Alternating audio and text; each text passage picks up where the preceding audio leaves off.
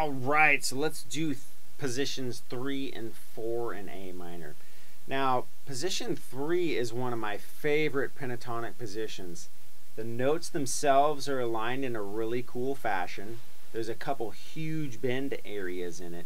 And then what we can also do is use it as a transitional riff from position 3 to position 4 really easily because of how the position itself is set up. And let me show you what I mean. The first 3 strings, the E, A, and D, all start off in the same frets. It's a whole step apart, so we're going to go from 10 to 12 on the first 3 strings.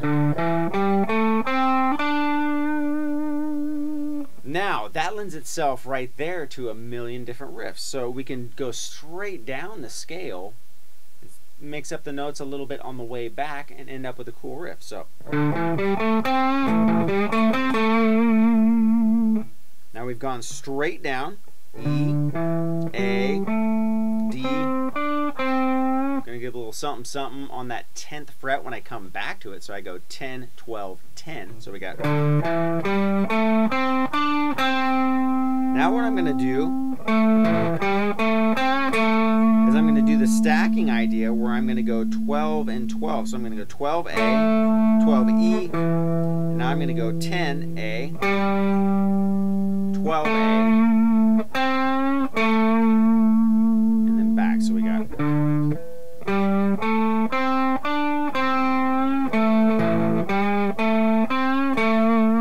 Now on the 10th fret, those little quarter note inflections, feel free to throw those in there to get people sucked in just a little bit more.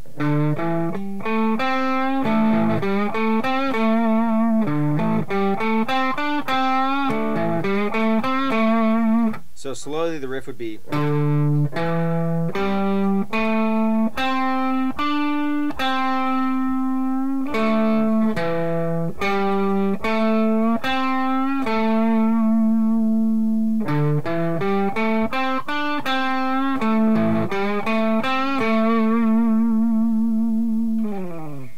Now, let's take another idea in that same spot. We're going to take the same position, same part of that scale. We're going to tweak the rhythm of the phrase and a couple of notes so we have the same basic idea, same premise, but we're just going to mess with it a little bit, because then when we learn how to do that, we'll take one spot.